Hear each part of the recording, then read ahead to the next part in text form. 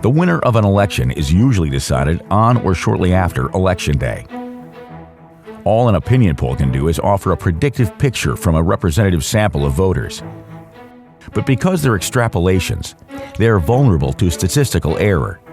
In 2016, one analyst, Princeton's Sam Wang, was so confident in polling that forecast a victory by Democratic Party candidate Hillary Clinton that he promised to eat an insect on live TV if she didn't.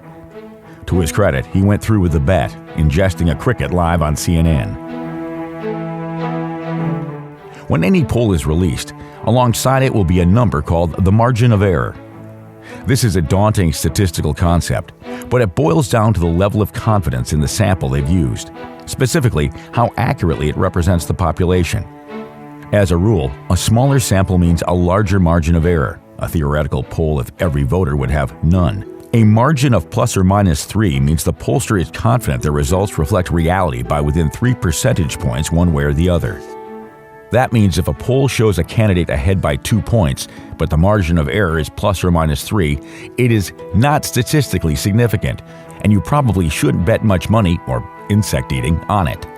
If a candidate is ahead by 15 points with the same plus or minus 3 margin of error, that is statistically significant, though there is no such thing as a perfect sample or a totally safe bet.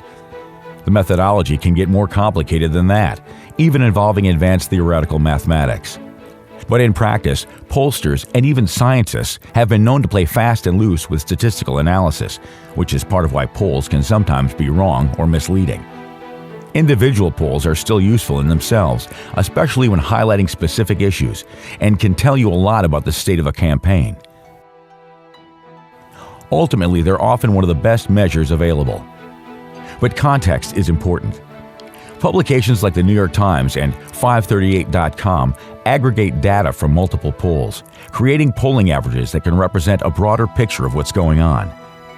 But even these aggregate averages can still get the outcome wrong, as in 2016. More than any individual poll, however, they can reveal wide-ranging trends behind the data.